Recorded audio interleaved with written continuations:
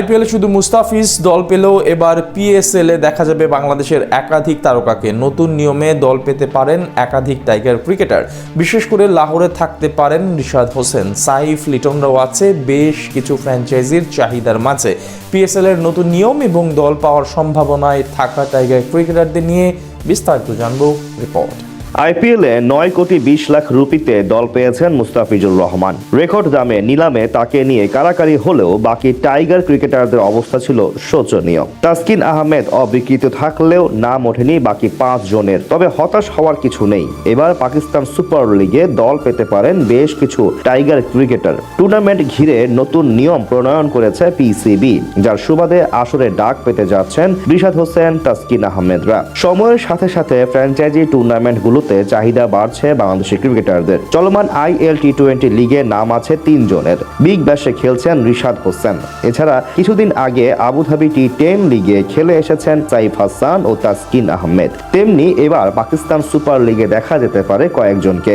এই তালিকায় সবচেয়ে বেশি এগিয়ে রিশাদ হোসেন। নিজের অভিষেক আসরেই লাহোর কালান্দার্সের হয়ে দুর্দান্ত বল করে নজর কেড়েছিলেন এই লেগ স্পিনার। ফ্র্যাঞ্চাইজিটির হয়ে 7 ম্যাচে নেন 13 উইকেট। তাই এবার নিলামেও তার দিকে হাত বাড়াতে পারে লাহোর। তাছাড়া চলমান বিগ ব্যাশ লিগে এখন পর্যন্ত অসাধারণ বোলিং করেছেন রিশাদ। তাই পিএসএল এ লাহোরের সাথে আরো 2-1টি ফ্র্যাঞ্চাইজির চাহিদায় থাকবেন এই লেগই। একইভাবে উজ্জ্বল সম্ভাবনা রয়েছে জাতীয় দলের আলোচিত ব্যাটার সাইফ হাসানের। গেল এশিয়া কাপে অসাধারণ পারফরমেন্স করে তাক লাগিয়ে দেন সবাইকে। ঠিক এই কারণেই পিএসএল এর ফ্র্যাঞ্চাইজিগুলো আগ্রহ দেখাতে পারে তার প্রতি। এছাড়া সংক্ষিপ্ত ফরম্যাটের টাইগার অধিনায়ক লিটন কুমার দাসকেও কিনতে পারে ফ্র্যাঞ্চাইজিগুলো। গতবার করাচি কিংসের হয়ে খেলতে গেলেও ইনজুরি নিয়ে আবারও দেশে ফিরে আসেন এই উইকেট কিপার ব্যাটার। এছাড়া তাসকিন আহমেদ, নাহিদ রানা ও তাওহিদ হৃদয়রাও সুযোগ পেতে পারেন পিএসএল এ। কেননা এবার টুর্নামেন্টটিতে বাড়ছে দল সংখ্যা। 6 দলের পরিবর্তে 8 ফ্র্যাঞ্চাইজি নিয়ে মাঠে গড়াবে 2026 পাকিস্তান সুপার লিগ। 8 দল নিয়ে টুর্নামেন্ট শুরু হবে আগামী বছরের 26শে মার্চ। 3 মে হবে টুর্নামেন্টের মেগা ফাইনাল। 39 দিনে ম্যাচ হবে মোট 44টি। পিএসএল কর্তৃপক্ষ জানিয়েছে দল সংখ্যা বাড়লেও টুর্নামেন্টের সময়কাল বাড়াতে চান না তারা, যার কারণে নতুন ফরম্যাটে আয়োজন করবেন পিএসএল।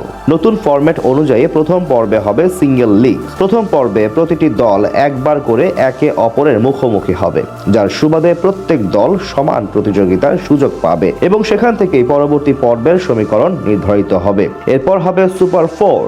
8টি দলকে 2 গ্রুপে ভাগ করা হবে। প্রত্যেক দল খেলবে 3টি করে ম্যাচ। এই পর্বে হবে মোট 12টি ম্যাচ। এখান থেকে নির্ধারিত হবে প্লে অফে উঠবে কারা। আগের সংস্করণগুলোর মতো এবারও 4টি প্লে অফ ম্যাচের মাধ্যমে চ্যাম্পিয়ন নির্ধারণ করা হবে, যার মধ্যে থাকবে ফাইনাল।